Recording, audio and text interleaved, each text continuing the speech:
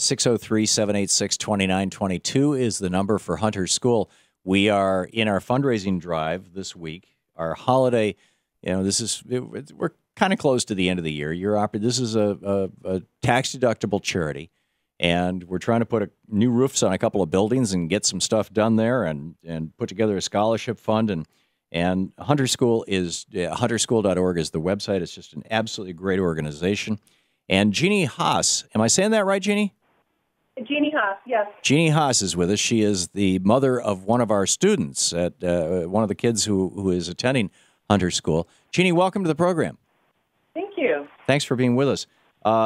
Tell us, I don't want to invade your or your son's privacy here, so I'll let you decide, what you want to share and what stories you'd like to tell about your and your son's experience at Hunter School.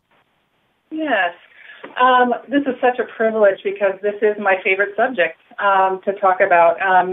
My son entered Hunter School a year ago at the age of 9, and at that point he was, this is really a miracle story, and that's why it's so exciting. He entered a year ago with a laundry list of diagnoses as well as limitations on how he could function.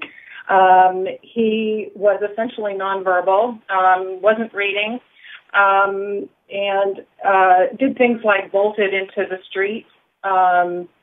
He was, at that point, almost considered a danger to himself or others. And I'm so passionate about this. I know that there's, some privacy issues here, but my son has been transformed, basically, by the Hunter School, the people there, and the philosophy behind it.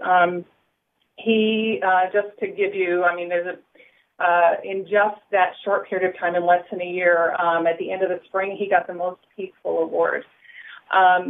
So clearly, this school has changed his life, and I believe, and my life as well, and really the trajectory, I think, of where he was going to end up. And I could talk all day about him. I'm so excited and so passionate about the Hunter School. That's absolutely great. And just to remind folks, with a $100 contribution to the Hunter School, we will send a Be the Light T-shirt or umbrella, your choice.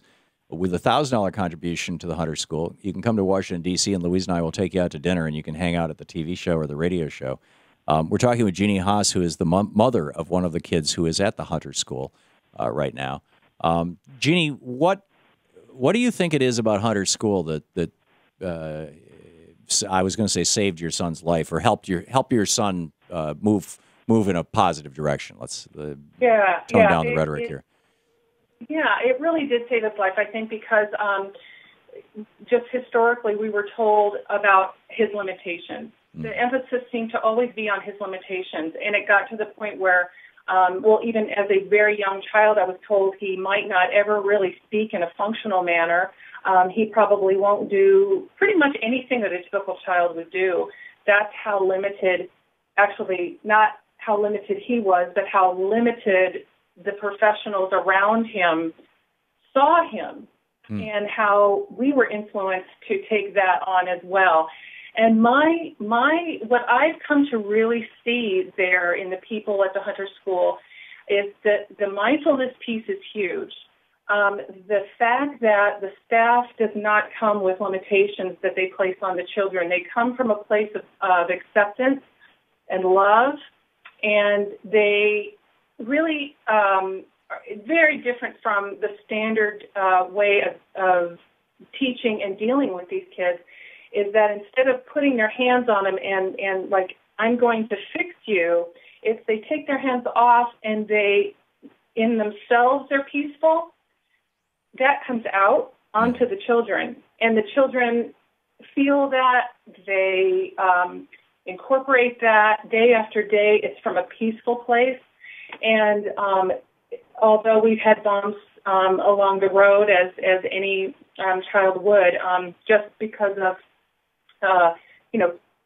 testing, I believe my son, when he was testing, it was, are you going to love me when I'm not perfect? Are you going to love me when I don't look like I'm progressing? Are you going to accept me as I am right now in this not so great place?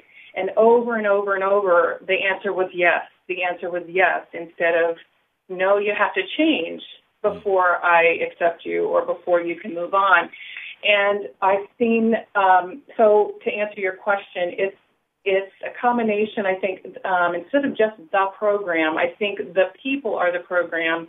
The people have incorporated this mindfulness piece and living in a very different fashion.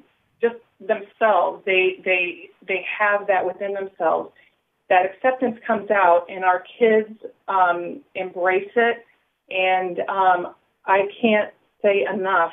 Even on the property itself, Tom, when I first drove him up there, when I first came up by myself, you could just feel the peace.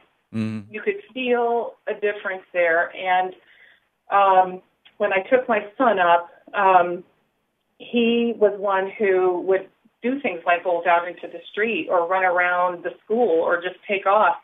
And multiple different times at different schools he did that. But at Hunter, after being there just 10 minutes, I said, what do you think? And again, this is a child who virtually was nonverbal and who said very few words. He looked right at me and he said, stay at school. And that was not coming from a place where he was filtering out all kinds of things in his mind. He was feeling that love and acceptance from the minute that we got there. And he was telling me, this is where I need to be. This is where I belong. Wow. So, and he has improved substantially? He's doing things that we never thought he would do.